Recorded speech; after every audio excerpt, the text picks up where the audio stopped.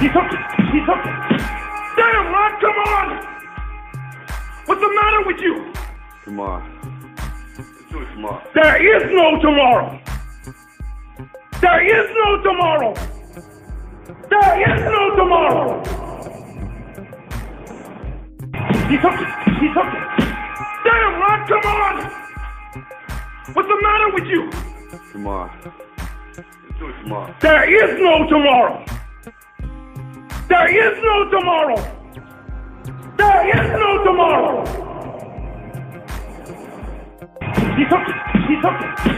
Damn, Ron, come on! What's the matter with you? Tomorrow. Let's do it tomorrow. There is no tomorrow. There is no tomorrow. There is no tomorrow.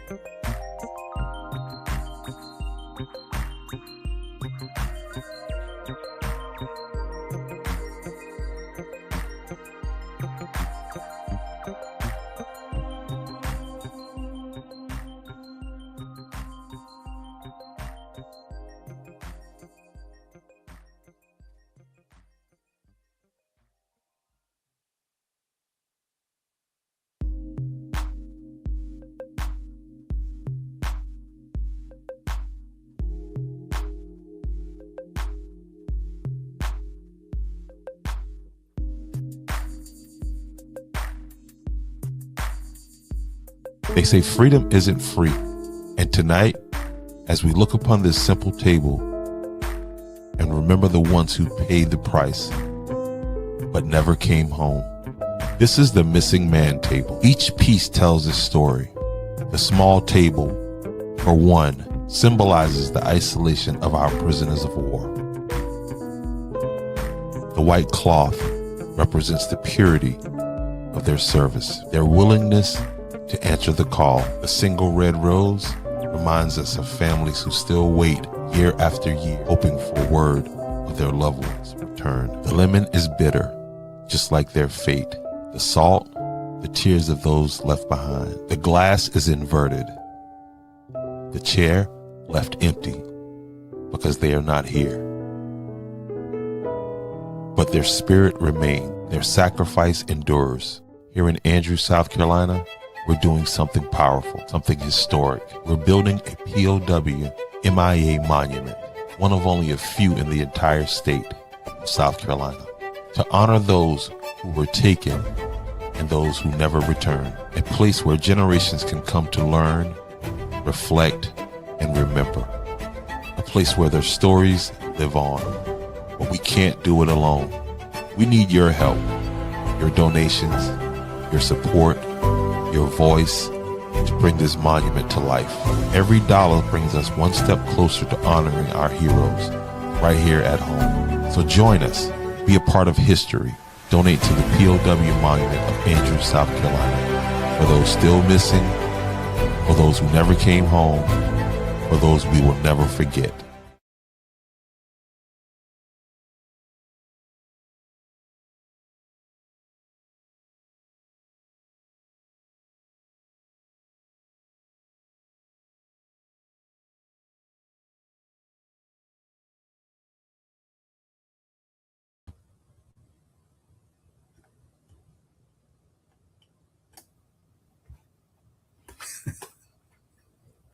Yo,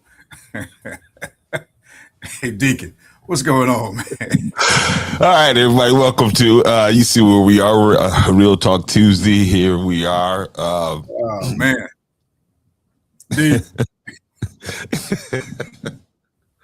All right, yeah, we here. I'm having a little lagging issue right here, but I'm seeing everything coming across good. So I'm gonna just roll along as if everything is good. But let's see what we got going on here. Man, why am I?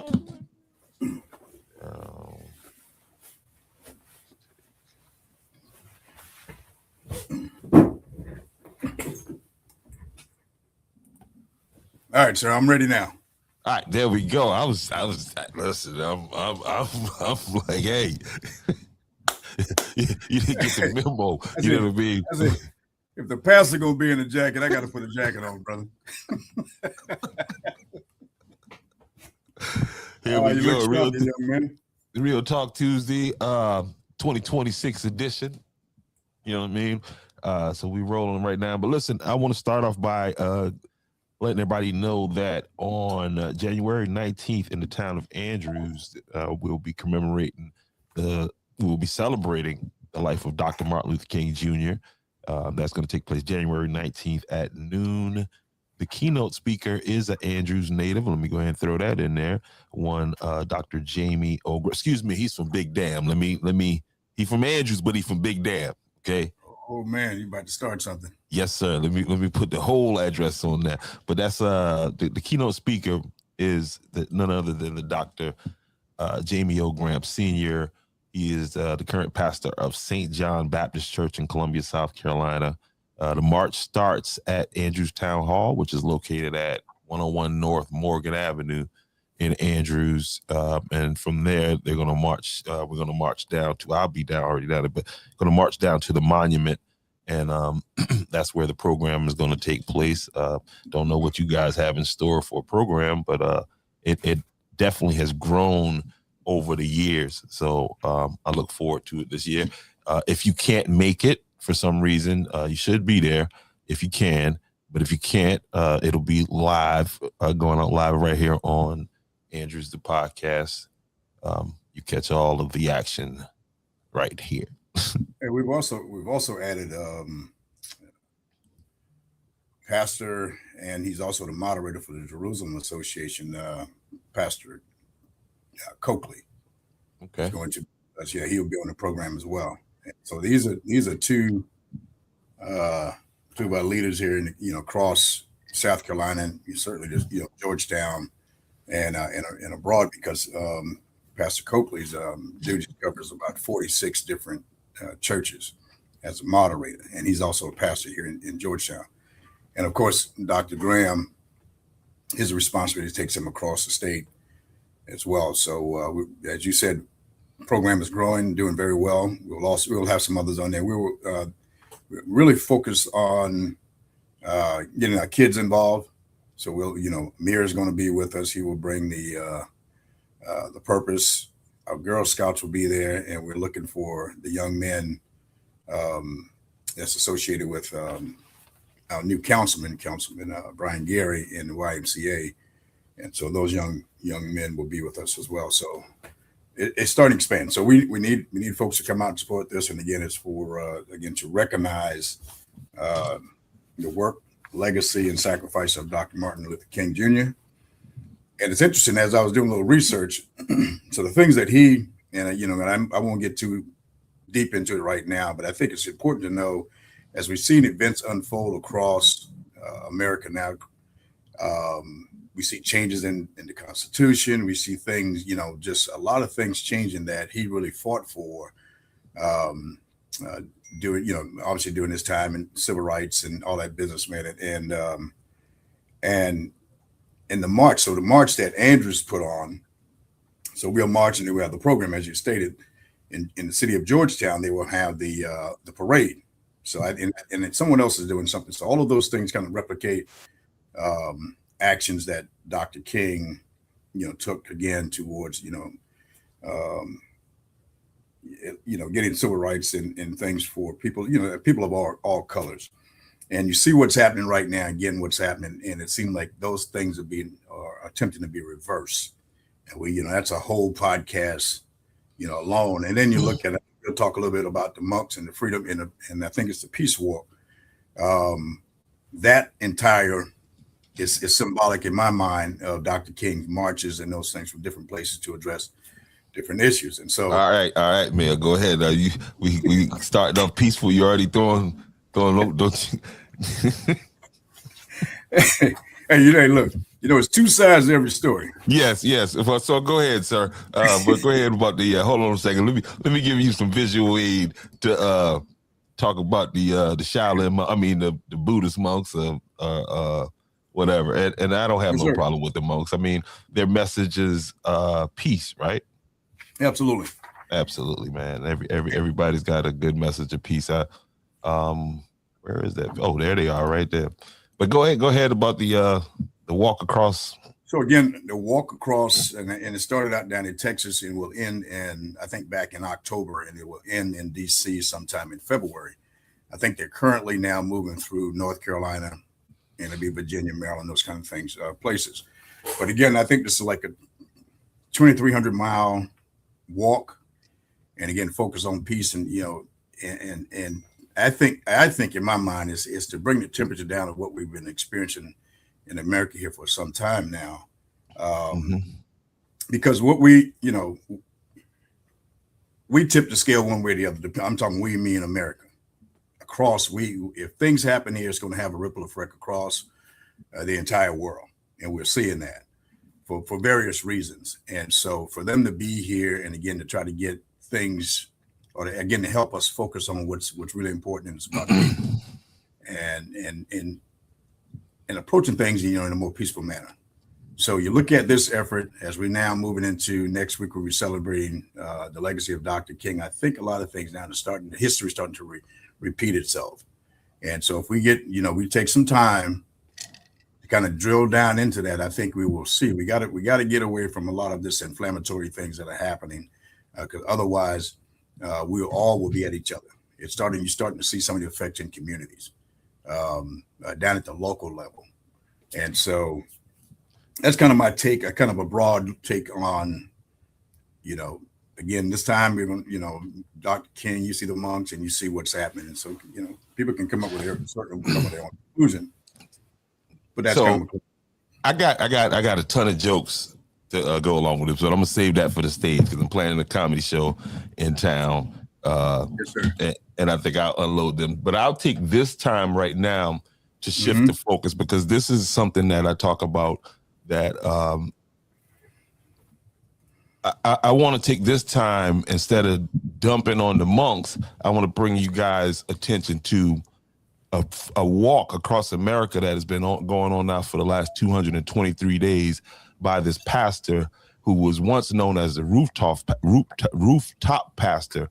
He was on the rooftop in Chicago and on the rooftops over in O Block. And everybody, you've heard about O Block and how violent O Block is. Well, this brother right here is walking across America, and I would encourage you guys to check on his progress. You see his website right here is he's the founder of Project Hood, and what he's doing, he's engaging the community in a different way. I understand, what the monks are doing, but this is something that I wanted to, to throw out there. Just let's not forget about this brother right here.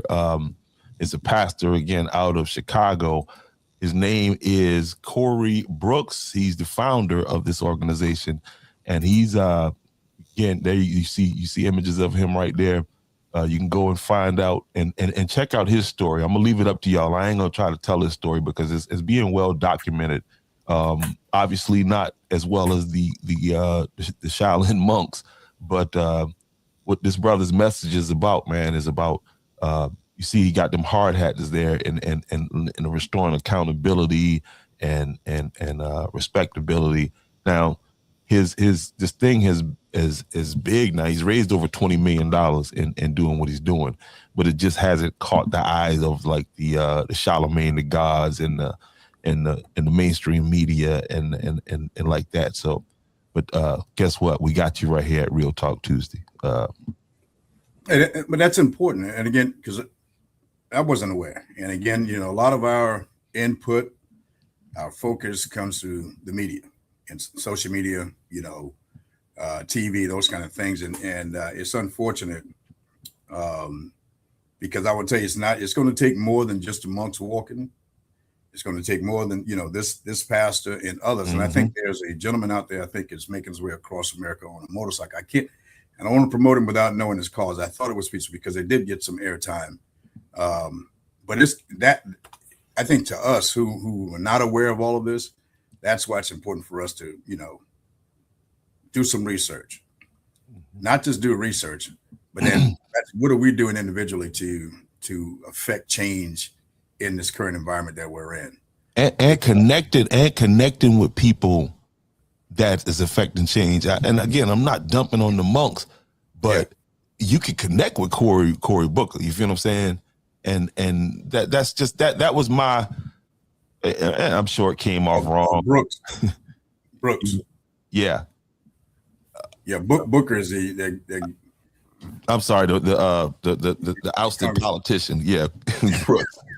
is he ousted? Yeah, he said something about them about the juice. and you can't. That's a no. Oh wow! But yeah, again, it's those kind of things. The Candace Owens of the world, you know, those are kind of people who are catching the attention. I think you mentioned to me that she's now is the most followed in, you know, number one. Hey, you see, I'm trying to get there, baby. Hey, they telling me, hey, it's 50, like 50 cents, man. You dressing sharp like that, you're gonna break 1 million tonight. But yeah, so again, all of that it's all input. You got to have a filter, obviously, and so I think it still comes back to the individual. What are we doing individually as a community? And so if you look at the theme for Dr. King, you know, celebration this year, make sure I get this thing right. I got you right there. Bringing community. Excuse me, building community, uniting a nation. Yep. And that's kind of both of what they're doing. Them guys are on the national, well, both on the national level. You know what I mean? So building the community, uniting the nation. Right. And it's not enough. So as these celebrations and reflection on Dr. King and what's happening here, you know, hopefully we all don't walk away from this thing after the monks have reached DC and gone back home, and the celebration of Dr. King's legacy is in the past. Hopefully we don't forget. So how do we take these things then and begin to affect change? Back to what you said just now, individual. It's an individual decision that you have to make, that I'm going to be accountable. It ain't, you know, and I mean, you could do it group, you know, in a group holding your fellow man accountable in that way, but it comes back to the individual. Yeah. And so as we, I've never, I'll be honest with you, I have not read or fully understood what America First means, but it's not playing out in my mind. If we say America First, we're going to make sure we take care of things here for our people, the things that Americans need. That was good campaign. That was a good campaign strategy. That was like the yes we can. That was another good,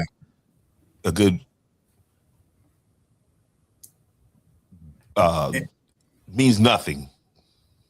And it should, because but again, we look at what we're just talking about, those actions taken by a few, and we look at what's happening in the streets of America, in the homes and, you know, and around in local communities.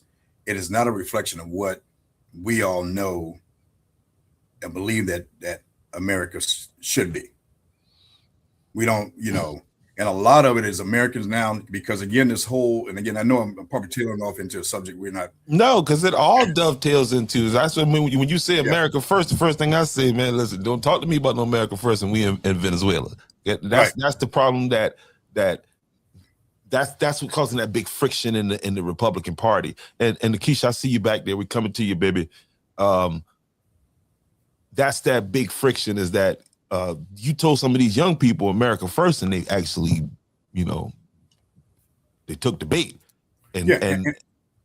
Right. And then, but we got to, I think it has to be clearly defined. What does that mean? And I think in the layman's mind is that if we say Americans are first, then it's things that we should be doing, policies, actions that take care of Americans, especially those that are the vulnerable, the underserved, and we all should be coming together. It's not, nobody's looking for a social program. We're looking, what are we doing as well? And that's the thing. You know, America First is not about a social program. It's about these funds that we send in to do these actions down in Venezuela. That money could be used to help the vulnerable on the streets here. Okay, that money could be used to help to fight this fentanyl crisis that we're dealing with. That's what the America First is that the folks in DC is almost, I can almost to me it's like how the people enjoy, and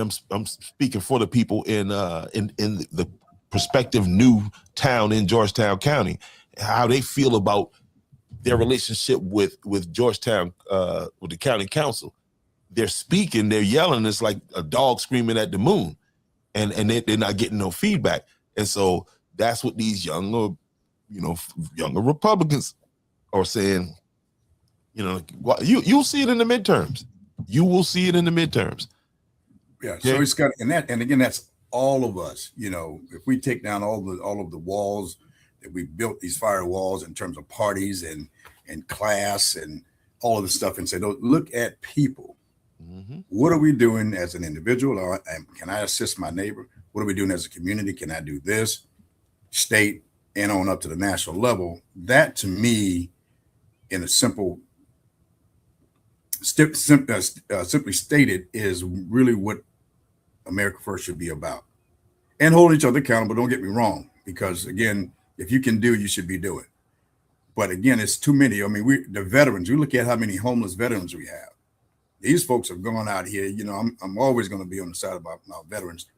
Are we doing enough for them? No.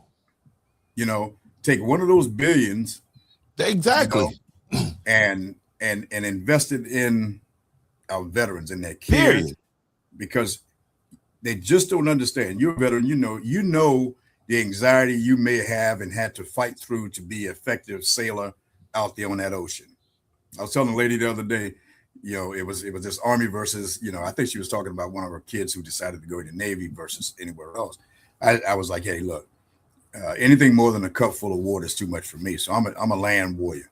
But if you think about those things that you go through as a Navy person yourself, it weighs on you. You fight through it. We're trained to go through it, but you don't know the psychological impact. You don't even have to go to war to have, to suffer from PTSD or to have your body just torn down from out here serving and doing those tough things. I think you were talking to me today about the impacts on our joints and those kind of things that just out in that. Listen, if you spend a considerable amount of time on a ship, you're walking on steel and non-skid. Yeah. Okay. And all of that is in the defense of this country and our allies. And we're telling people in its facts, there's only 1% of Americans, 1%.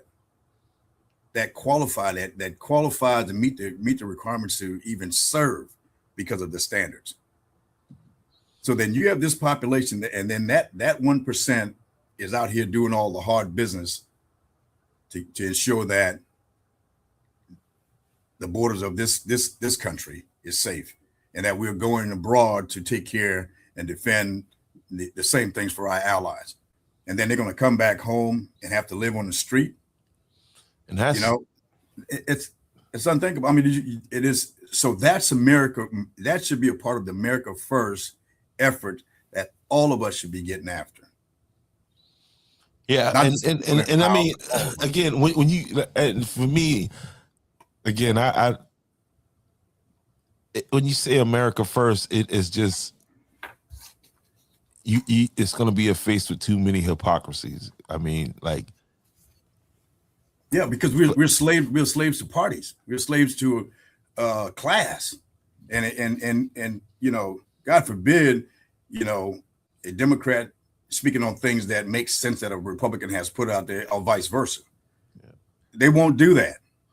Nobody will do that for the life and safety of the sustainment of people.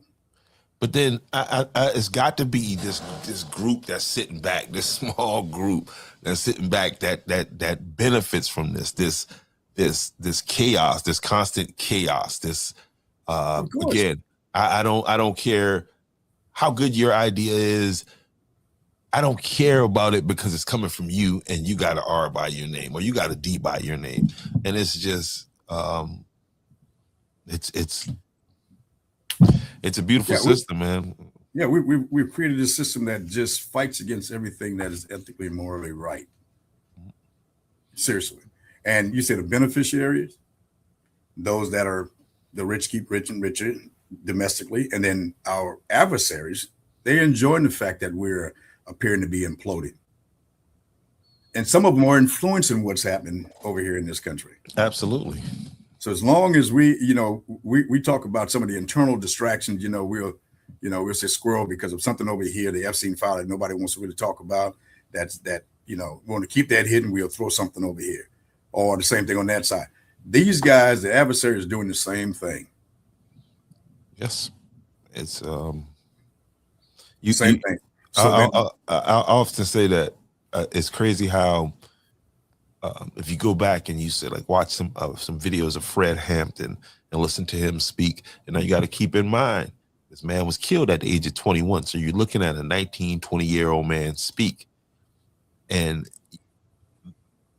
with all of the technology now, you think people would be more advanced in their thinking and their speaking and their ideology and all this stuff, and that's not the case at all. It's the exact opposite, and I think that's the way that they wanted it. Yeah. So and we can, and I know we're going to come back because it seems like all things lead back to what we're talking about now. But I will tell you, we have a young lady on. I think she's still in the waiting room. I tell you what, let me do this part right here before you do that. Yes, Join sir. us for an unforgettable evening of elegance, purpose, and community at the 5th annual Keep the Beat Gala. This signature event brings together supporters, leaders, and change makers for a night of music, culture, and meaningful impact. Hosted by the NOLA Network, this gala supports a mission rooted in one simple belief: that every individual deserves access to the resources they need to live their healthiest lives. When you attend, you're not just attending an upscale masquerade experience. You're standing with fine organizations committed to health, equity, and community well-being. So join us on Saturday, February 28th from 7 to 10 p.m. at 698 West South 4th Street in Seneca, South Carolina. Tickets are available now, including early bird specials, VIP, and also couple options. Visit thenolanetwork.org to purchase tickets and to learn how you or your organization can become a donor and a supporter of this incredible organization. Remember, dress to impress, wear your mask, and help us keep the beat for health, for community, and for change. Thank you. Oh man, hey, that's big. Hey, Keisha, are you there? I am. Can you hear me? Yes, ma'am. Yes, ma'am. Welcome to Andrew's podcast here, Real Talk Tuesday. I'm stealing some of Jamal's line right there. Welcome back, Ms. Benson. How are you? I'm excited. I'm wonderful. I'm on my way on the highway. Me and my partner here, Mia, we are not my romantic partner, like my partner at work. I just thought about that. Because we was wondering over here. That's the first thing we thought. Oh, that's so bad right there. No, sir. Her husband might be on here. We don't want to get nobody the wrong idea. We're on our way to Atlanta. We have a heart screening, and we have to be there at 7 a.m. So to beat that traffic, we're just gonna go on down tonight. So yeah. So yeah, I know you're traveling, and I don't know if you had an opportunity to hear the commercial or the promo that was just ran. I did. It was wonderful. I was impressed. Did you get to see it? No, I'm driving. I didn't. Okay, look. we know. Yeah, we will, and we won't keep you because I know you're driving. You just came out of your council meeting here shortly, so you have a long day and you had a long day and a long ride. Just for people to know, Lakeisha Benson, Dr. Lakeisha Benson, is also councilwoman of Seneca, South Carolina City Council, and a good friend of mine. We all met obviously through our interest in government and what we do here for our communities. And so what I learned as we became familiar with each other is that Keisha lost a son, and she'll tell us a little bit about it, due to sudden cardiac arrest. She'll give us a story on it, but it's something that happens all the time. It's very little to no warning, and our young athletes are really dying because we're not aware. We don't have, it's not enough information, not enough of the resources around. And so from that, Lakeisha started the organization, which is NOLA. And again, briefly, what they do and where she's headed to right now is conducting screening across South Carolina. And apparently now you're branched out into Georgia and Florida, going down and screening these young athletes again to see whether there's any type of heart defect, and getting ahead of this situation so then something can be done about it. And Keisha, I'll pause there. You can tell us a little bit more, and we won't keep you long again because we know you're driving. But talk to us a little bit about the program and about the gala that's coming up here shortly. I think we just lost her here. Lost her? Yeah. Okay, if she comes back, but that's the gist of it. We're going to bring that to this side of the state as well, to Georgetown County, Williamsburg County. She has done some work already to screening at Frank, I'm sorry. You're back? No, you're fine. You're fine. Yeah. You're good. But Okay. Tell us a little bit about, I was trying to introduce the folks to you and some of the work that you do, and you can talk to us as much as you can about NOLA and the gala. Right. So I am, as Mayor McCleary said, I am a councilwoman for the city of Seneca, and that's where I'm born and raised. So I think our name NOLA throws people off a little bit. We are not from New Orleans. I have, in fact, never been there. NOLA actually stands for No Other Life Affected.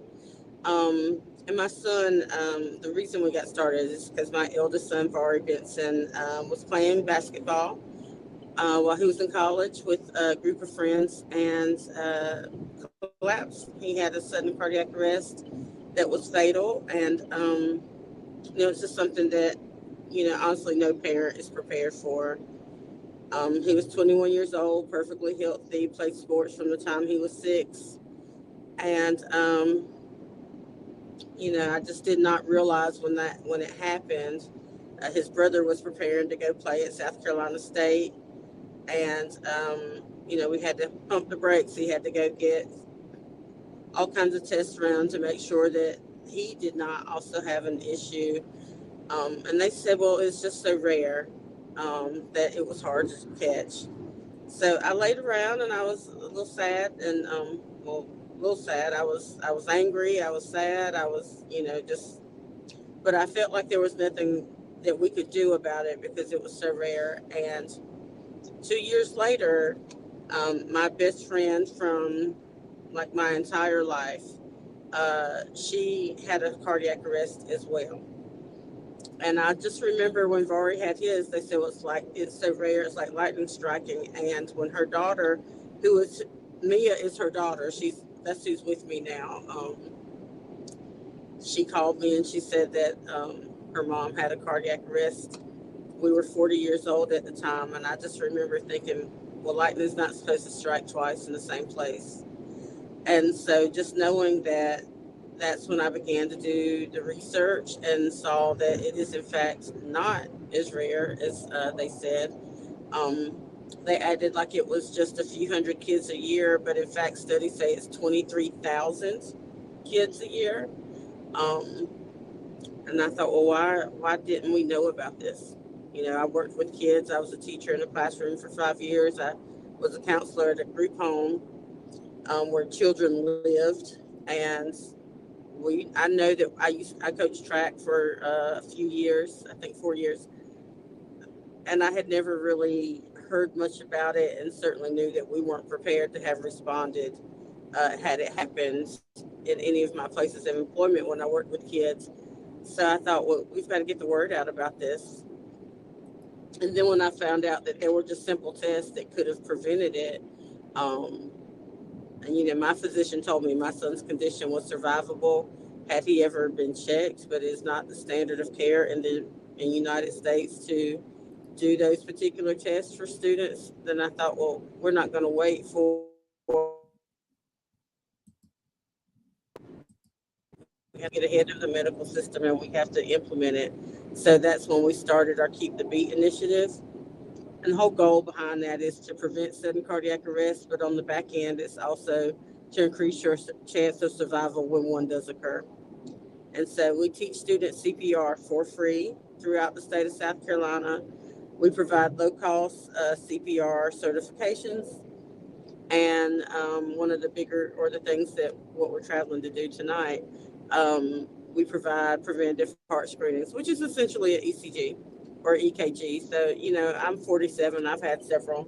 So when you get a certain age, you get them sometimes, but they're not doing those for young people most of the time. And when you do get one, a lot of times, if you were to go to your doctor and just ask for one as a student, unless you were having some significant symptoms, your insurance wouldn't pay for it, and it's pretty costly. It's between $150 to $400 out of pocket, and a lot of families can afford that, but we can do it for $20. So we do it for $20 for every student that wants it, and we never turn a student away for inability to pay. So if you can't pay for it, then it's free, because $20, you know, your family not having $20 should not cost you your life.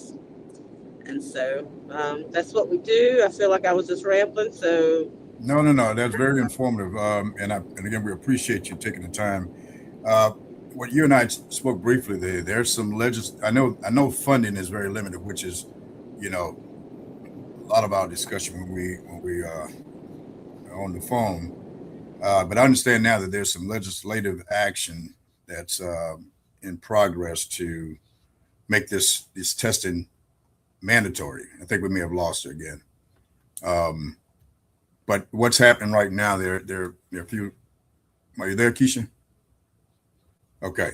So go ahead. She just popped back in, but go ahead. Okay. Yeah. So there's some legislative action ongoing right now to now make this a part of the screening for the examination for our athletes. And I'm not so sure how I think this started in January of 24, this bill.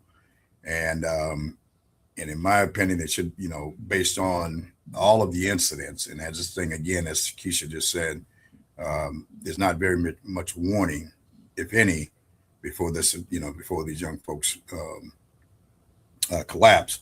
It should be a no-brainer to get this passed. But Keisha, you want to talk a little bit about the this and I can't recall what it's called,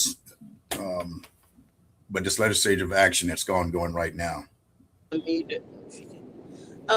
Yeah, so there's been a couple of times I think it's been introduced. Sometimes it hasn't gotten out of committee. So I think what they're trying to do is to add it on. So right now there's legislation that for your child to participate in sports, they have to have a sports physical, of course.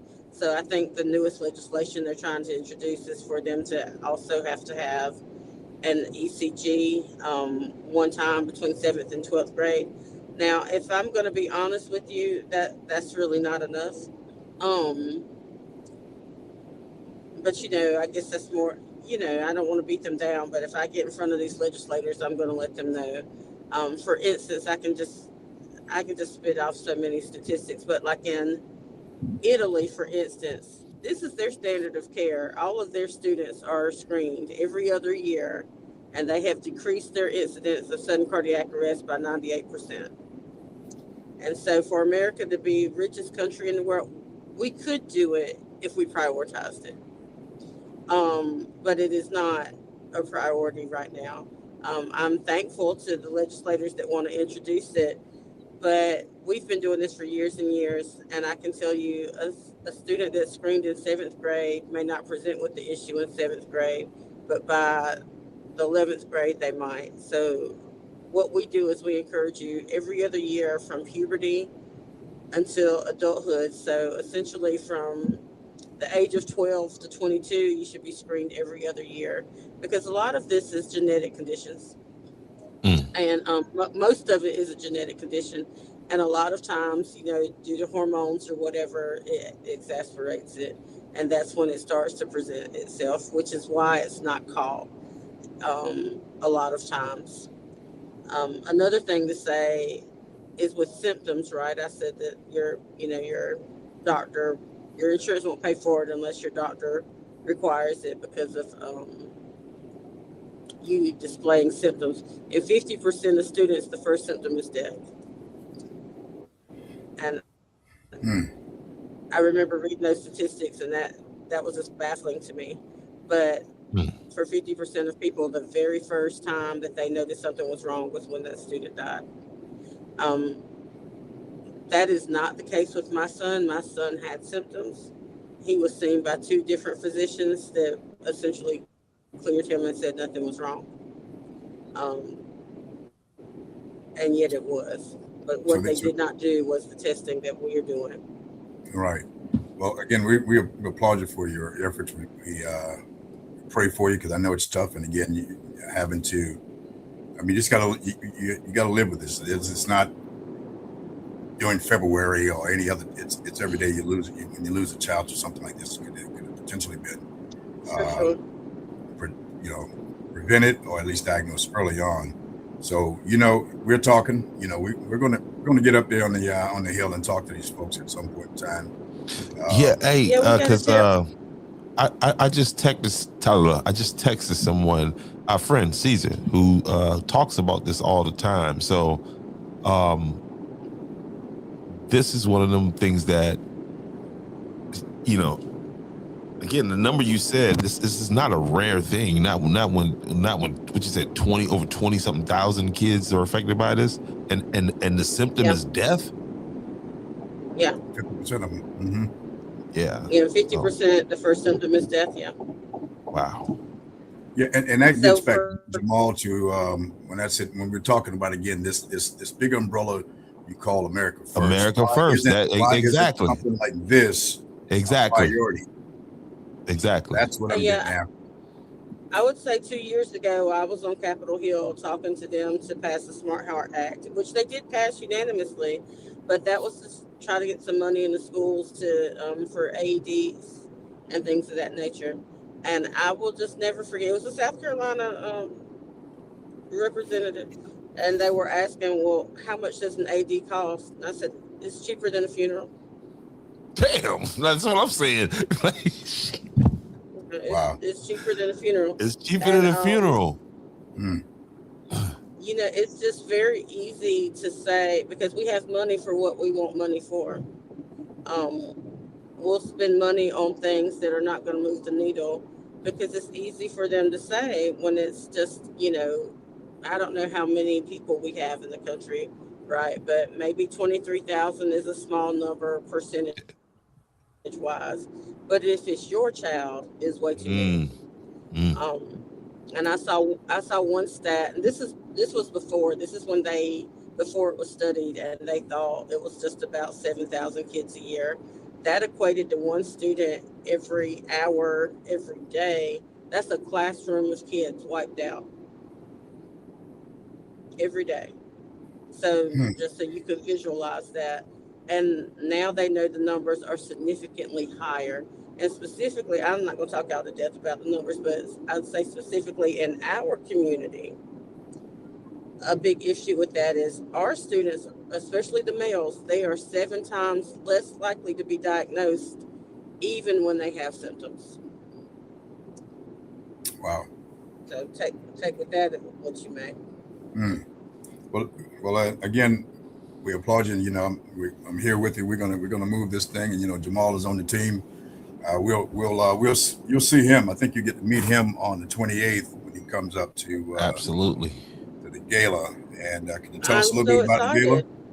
Yes. So now that I've given you the doom and gloom statistics, because we do want people to pay attention to that, we want you to know this event is a celebration, because we don't just do this because my son died. We did it because he lived. And so this is a celebration of the lives. We honor the lives that were lost, but we celebrate the lives that we saved, because we can say that we saved 9 student lives this year just from the screenings that we've done. So in 2025. So every year we are identifying students that previously did not know they had heart conditions just through the tests we do. So we get to celebrate that and have a good time. So we love to say we have it's a party with a purpose. We have the best food. Frank can attest to that. We try to have good food, a great Yep. band, good times. So you come, you hear a little bit, you get invested in what we do, and then you just get to dance because I say all the time, my son was 21 years old. He didn't want to have, I know he's in heaven rolling his eyes if we had a little stiff event that was not fun. And we don't want to have anything that I don't think he would have wanted to come to. So it's very classy. You get to dress up, have a good time, but we want everybody to have fun. We want you to leave with, to be invested in the work we do, but with a smile on your face, and, purpose in your heart to go out and help us prevent this from happening again. So come on out with us. Yeah, we'll be there, and we're gonna share this information as Jamal has been already. But again, also information in there. How do you contribute or donate to this effort? Because again, 9 is great. The numbers in terms of where you've been able to reach. There's hundreds, probably 1,000 that you've already tested, but it's still that's just one effort. We need everybody to get involved. We need these things there. We need to get folks with these AEDs into your classrooms, into your wherever there's a large gathering. I mean, we lost a very good friend, Mr. Al Green, to a heart attack. And so then it's it doesn't discriminate in terms of your age, race, none of that business. So it's all again a part of this effort. And what we believe that is America first, our people first. Let's get involved and do what we can to help with this effort that Keisha has started here. So that's kind of where we are. We'll continue to push this, and we'll certainly see you. Well, I'll see you next week. I'm looking forward to it, Colonel. Yes, ma'am. Yes, ma'am. We're going to go out there and learn a little bit more about how to do the job that we've been elected to do as well. So it's a lot of things going on. Be safe out there. Any Jamal, and I'll be quiet. Or any parting words? No, I just wanted to let everybody know, especially, man. Listen, this is this is a destination event, so go to the website if you can't make it. But the early bird special will close out on January 17th. So go ahead over to the website. Just go over the website and educate yourself to what's going on. You guys, we love high school football. We follow sports, and it's the kids that this is happening to. And so, get smart on it. And I look forward to coming up to Seneca. I love that part of the country anyway. So, but listen, we look forward to having you. I can tell you, not to brag, we have people come we had somebody come from Arizona last year. We have people who come from all over the state of South Carolina, and I always hear it's the best event of the year. So y'all come on up to the upstate. Let us show you how we get down. Hey, are we going to get that tour of the Clemson facility? Absolutely, yeah. All right, just right there, Seneca and Clemson are neighbors. No doubt. Hey, I got a partner up there that has coffee. Trey Cox. What's the name? I can't even. I should have had that thing. But I'm gonna go visit Trey while I'm up there. Is he in Seneca or Green? He's in Clemson actually. Clemson. Okay, great. Yeah. Clemson, I like to be yeah. We love to say Clemson is the university. Clemson is a little small town. It's just the university. Seneca's the city. Come on up. And there's some historical sites we plan. Yeah, we're going to go out and see some of these historical sites. There's a big effort through the SC 250 that's ongoing. We want to see what's happening there. Of course, I personally have interest in what's happening there. So we're going to make it a good time. We're all going to have a good time for a great purpose. And so thank you for joining us, Keisha. And again, safe travels to you and the young lady that's with you. And we'll be talking to you soon. Okay. You want to say bye? Bye. Thank you for having us. Yes, ma'am. Y'all be safe out there. Okay. Bye, guys. All right. Yeah. All right, man. Listen, I'm going to run that again real fast, and then we'll switch to something else here. But if I can find it. There it is. Join us for an unforgettable evening of elegance, purpose, and community at the 5th annual Keep the Beat Gala. This signature event brings together supporters, leaders, and changemakers for a night of music, culture, and meaningful impact. Hosted by the NOLA Network, this gala supports a mission rooted in one simple belief: that every individual deserves access to the resources they need to live their healthiest lives. When you attend, you're not just attending an upscale masquerade experience. You're standing with fine organizations committed to health, equity, and community well-being. So join us on Saturday, February 28th from 7 to 10 p.m. at 698 West South 4th Street in Seneca, South Carolina. Tickets are available now, including early bird specials, VIP, and also couple options. Visit thenolanetwork.org to purchase tickets and to learn how you or your organization can become a donor and a supporter of this incredible organization. Remember, dress to impress, wear your mask, and help us keep the beat for health, for community, and for change. Thank you. In times of trouble, you need someone who knows the law, knows the community, and knows how to fight for you. The law offices of Caesar McKnight, right here in Kingstree, South Carolina, is committed to protecting your rights and protecting your future. From criminal defense, personal injury, to family law. When the stakes are high, experience matters, and so does someone who listens. Call today and get a competent, passionate, and effective legal team on your side. Because when life hits hard, you don't have to go through it alone. The law offices of Caesar McKnight, justice for real people, serving the Kingstree and surrounding South Carolina communities. Call now or visit the website today or stop by for a free consultation. This May, Kingstree, South Carolina becomes a place of remembrance and reflection.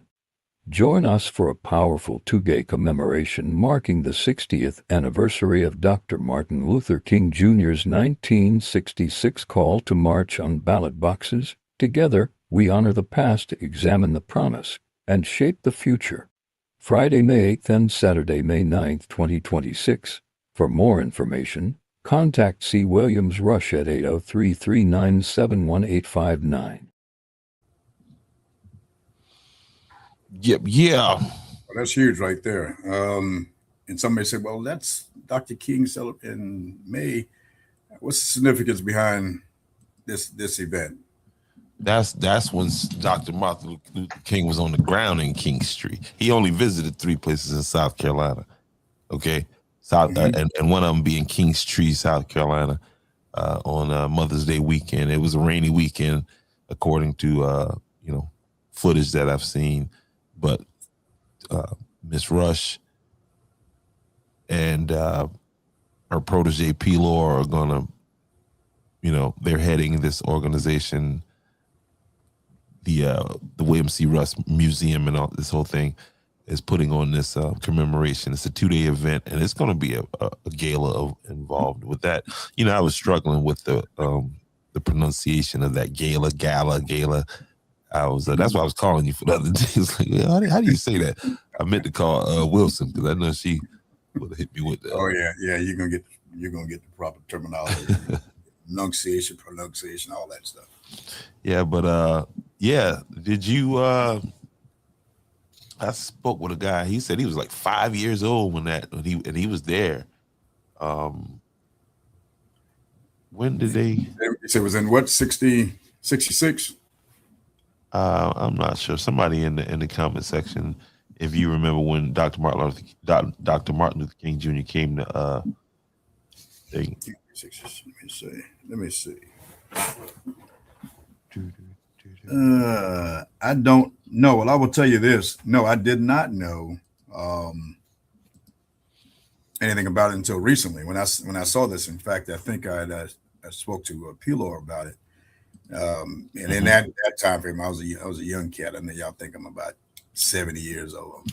Not yet, but I had no idea. A lot of these things I'm doing right now is just that as a young guy coming up, and even through, it wasn't not that it wasn't important. I just didn't. It wasn't a part of my environment in terms of studying, and that's why we push right now to get young folks involved, so they can understand the history, not just that speaks to Dr. King's work, but across cultural and across the entire civic world, if you will, so we can better understand how did we get here? Are we repeating history? Is this something new? And so they can be better prepared as they take over the reins when this old heads retire. So no, I had no idea of this significant event. And so we need to get out and go support it.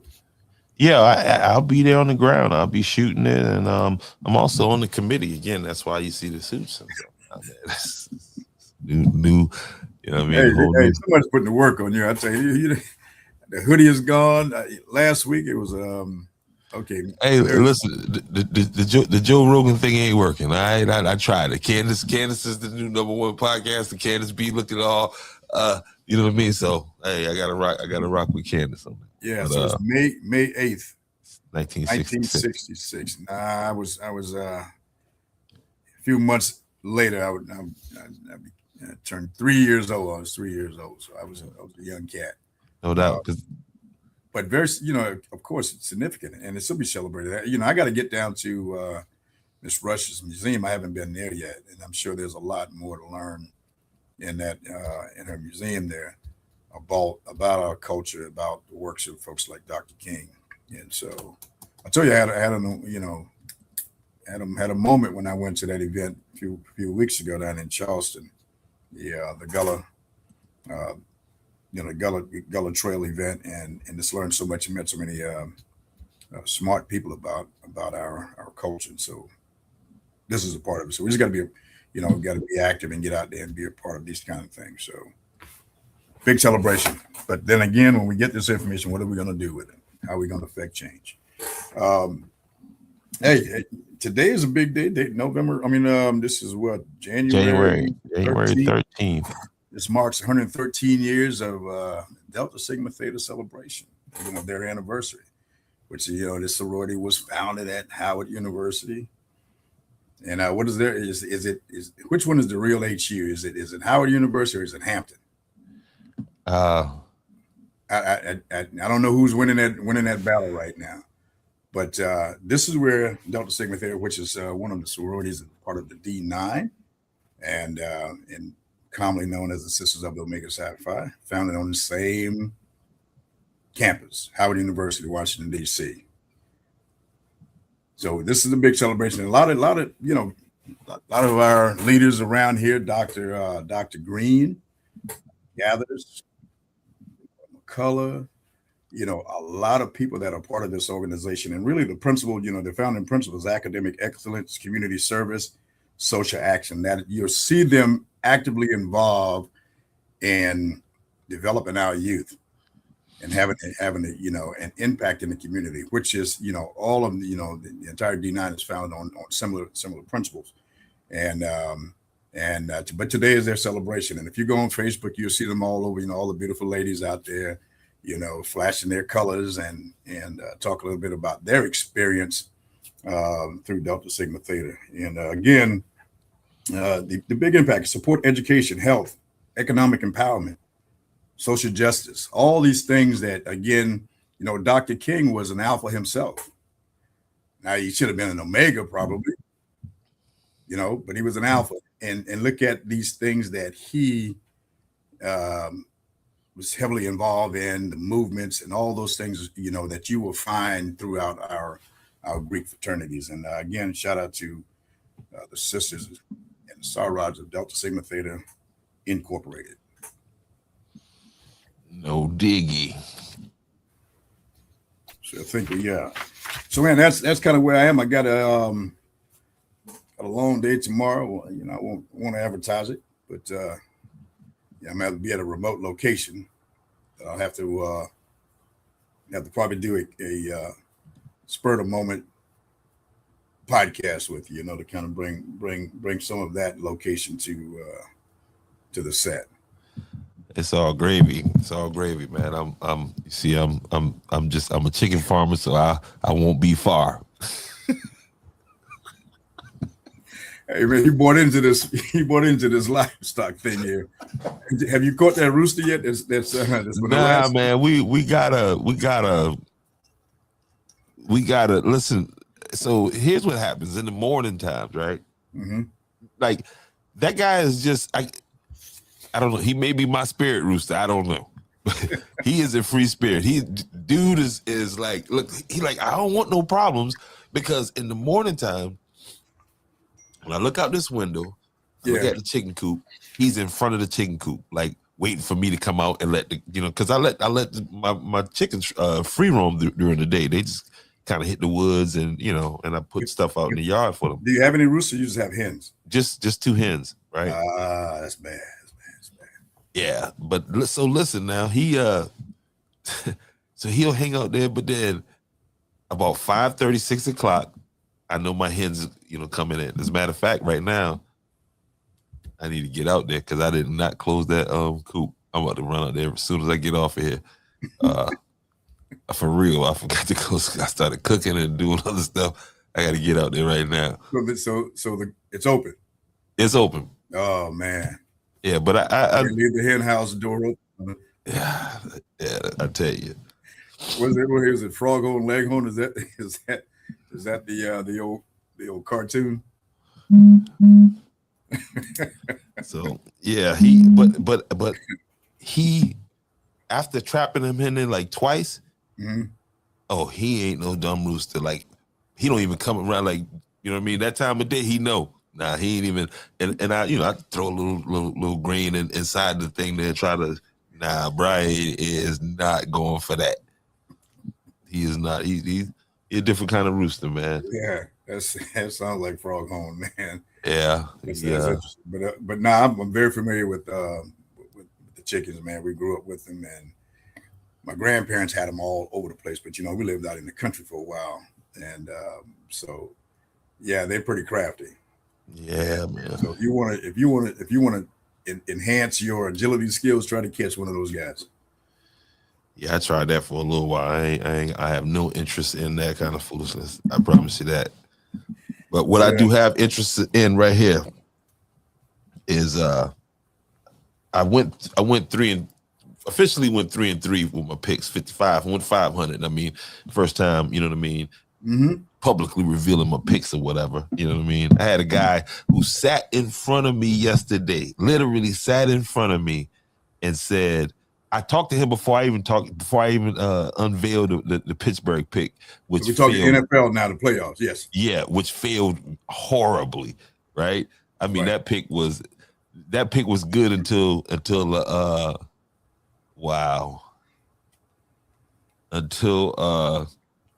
I feel like I'm being trolled right now, bro. I'm being serious, but I'm gonna be calm. I'm gonna be calm, but I feel like I'm being trolled. But in a bad way. We'll see in a second. Don't let them set you off. We won't. No, it's not gonna set me off. It's just like, what is it? Impressed tonight. Yeah, and I guess it's gonna be worse now because before I started wearing the ties and the blazers. You know how you would block somebody? I don't know if you know, but I block somebody and then be like, they're like, okay, then all of a sudden they'll pop back up and I'm like, whoa, you know what I mean? Like, yeah. So, but I'm gonna be calm. But anyway, man, yeah, the rooster, man, that dude is he is I don't know. I'm completely thrown off right now. I'm just keeping it real with you. That's okay, but again, back to the football. Of course, I wasn't expecting the coach to make it in the playoff, but the Cowboys were, in their minds, they were expected to go. All of these Eagles, all those guys are disappointed. Eagles. Wait. Eagles. You just triggered something. Hold on a second. Anytime you say Eagles, we talking Philly, Rocky. Here we go. He's hooking. Damn, Ron, come on. What's the matter with you? Tomorrow. Let's do it tomorrow. There is no tomorrow. There is no tomorrow. There is no tomorrow. Yeah, that sums it up. But man, but Pittsburgh, look. Hey, Now I can't talk bad about Pittsburgh, because my grandson is, he's like the Jimmy the Greek of this time. He's smart about this stuff, and he's a Pittsburgh fan. And so, as a grandparent, I got to support. But I tell you what, that number one defense, man. What Denny Green say? They are who we thought they were. Oh my God. Yeah, it was brutal. I mean, somebody, I think it was Felicia that said today or posted that had the helmet, and the Pittsburgh helmet was all white. She said they got the black beat off of it. And it certainly did. It was a beat down, and I think that's why Mike Tomlin stepped down. So but I mean, it was, listen, Mike Tomlin has had his run. Mike Tomlin landed in what had to be the best coaching job in the history of the NFL. The Pittsburgh Steelers have on record right now, after Mike Tomlin, to be their fourth coach in the history of the program. Wow. So that's a program that's loyal to its coaches. So they ran their relationship definitely ran its course. Yeah. You know what I mean? And he was successful in it. He didn't have he was successful. He had a great run. Now, I think what's going to happen? I think he'll transition from there, become, be one of the analysts for a few years, and then come back and get this huge check to coach somewhere else. I don't think he's done yet. You don't think so? No. Mike Tomlin, no. I think it's in them. They're almost like Rodgers. They know in their minds they are of age. They've been doing this for a long time. Tom Brady, I think I can do this again. And they'll come back in and give it a shot, and hopefully it doesn't end like Rodgers just did. It was pretty ugly. That's going to be one of all of his success. I think he's going to remember this thing here, because again, in these last few minutes of the game, it's like they gave up, and so they just started scoring at will. Mm-hmm. And I believe he's probably saw some. This is McClary's assessment. I believe he probably saw something like, okay, based on where we are with this team, I'm not going to be able to bring them back to where to where Pittsburgh is accustomed to winning in that kind of business. And again, that's just me, but I was certainly rooting for them because of my grandson. He's AJ is he's diehard Pittsburgh. So I was there. Now, who's going to win this thing all? I tell you, I wasn't expecting New England to look as strong, but they got a really nasty defense. They don't take any prisoners. And so I don't know. It's going to be an interesting rest of the playoffs. So, what are your thoughts on that? Yeah, I was that Pittsburgh game was didn't go definitely nowhere like I kind of planned. I thought it'd be a little bit closer, but yeah. As far as the rest of the playoffs is concerned, I don't know. I gotta take a little deep dive, deep look, because I really was expecting my Carolina Panthers to win. I thought we had to mow. The only problem was they had Matthew Stafford on the other side. Yeah, that's I mean, sometimes it's just some things you can't coach for. You feel what I'm saying? But I don't think Buffalo's going to. I don't think they're going to get there this time. They have been winning, I think, out of sheer determination from Josh Allen. Yeah, the boy, that's a bad boy, man. He's a bad boy. Guy. I just don't think they're just like Philly. I don't think all of the parts and pieces are moving together consistently for them to get beyond some of these players. I mean, these teams who are playing consistently and not anything sexy, but they're hold on, man. You said Philly? He's hooking. Damn, Ron, come on! What's the matter with you? Tomorrow. Let's do it tomorrow. There is no tomorrow. There is no tomorrow. There is no tomorrow. This seems to be a little bit personal in nature. Hey, listen, you know what I'm saying? They're saying, man, that's one of the cities in America that I love to visit. I love to go to Philadelphia, and I'm damn just kicking myself out. I mean, I stopped, y'all. All right, that's it. I quit. You know what I mean? I quit. They're feeling it, man, because I think, unlike Dallas, they know that wasn't going to happen regardless. They know they got 30 years of falling short of. So but Philly believed that they could have repeated. Oh man, and you know what? I don't have to hear this year. Mm. This right here.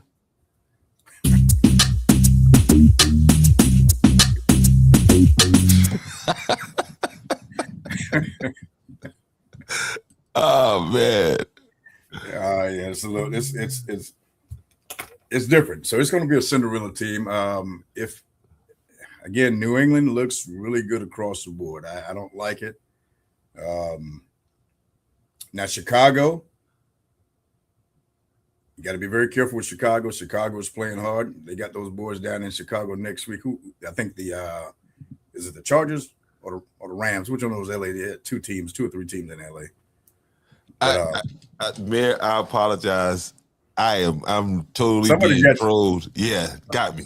I'm talking about got me. I'm trying to figure out how to get past security. Like,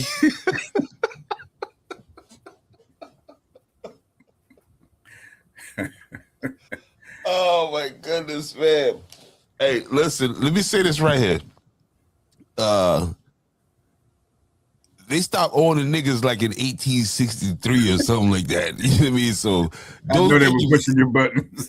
Yeah, don't think if you give me any kind of money, like I'm just not that kind of, you know what I mean? Like I understand, you know what I mean, dark black, you know what I mean, like, you know what I mean, what they say, blacker than the lack on your living room set, but I'm just not that I'm not an ownable nigga. Like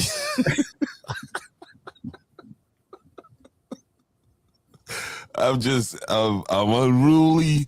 I just, people try to tell me what to do. It bothers me. Like, ma'am, just.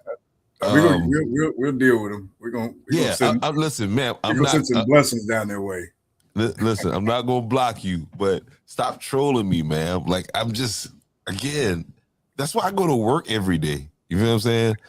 Like, and I figured out what the $6,500 was. I figured out where that came from, right? Because I just got a check for that amount, and I mentioned it. That's what it was. You know what I mean? I can show you the invoice to prove what I'm saying. Like, oh, wow. You know what I mean?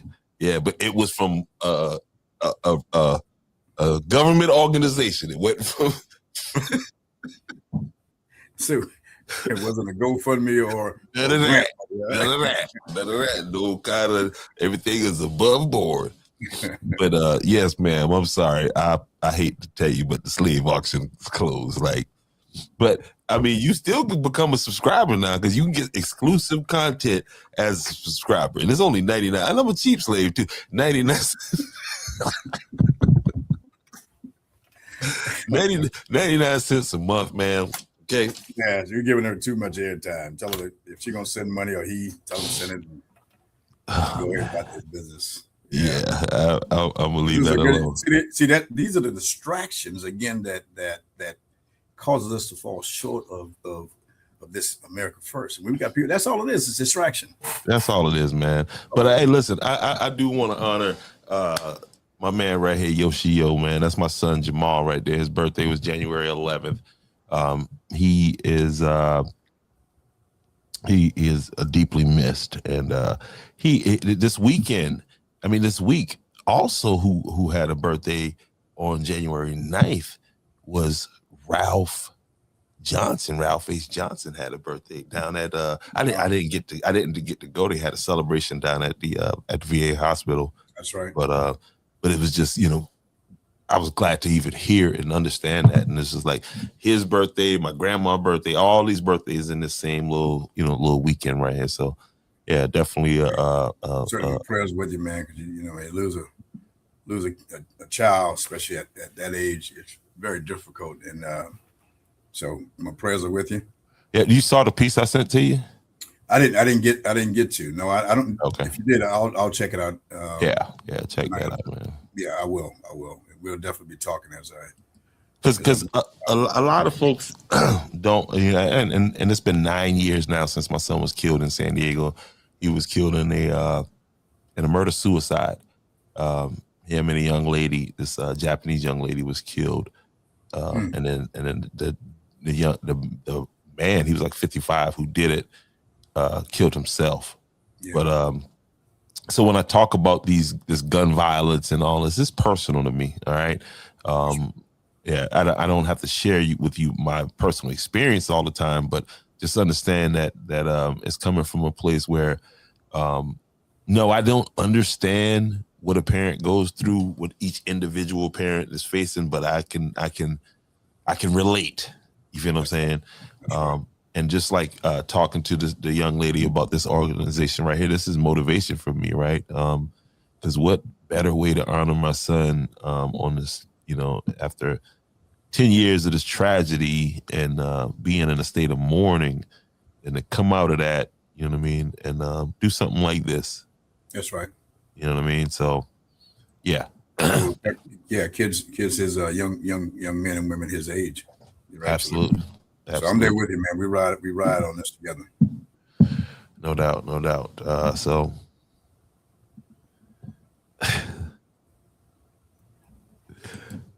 there you go, Lori. There you go. Lori says she's been here since day one. You know what I mean? When I was wearing t-shirts, now I'm wearing suits and stuff. Now I act like I don't know her at all. Anyway, listen, I gotta go save my chickens. I gotta make sure my chickens are safe. I messing around with y'all, mess around. I have a renegade rooster.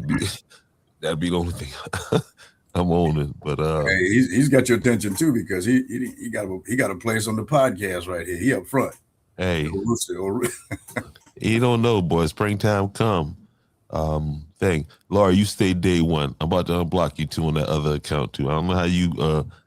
I'm about to unblock you though, but you got a little disrespectful, Laura. You can't talk to me like that. Like I ain't that kind of nigga. I'm trying to tell you, man. I'm just being straight as hard as like, and I don't mind you calling me a nigga. So you know what I mean. So because I want you to know, like you act crazy, I'ma act like a nigga. Like that nigga act like a nigga. So you know what I mean. So Lori, just calm down now, all right.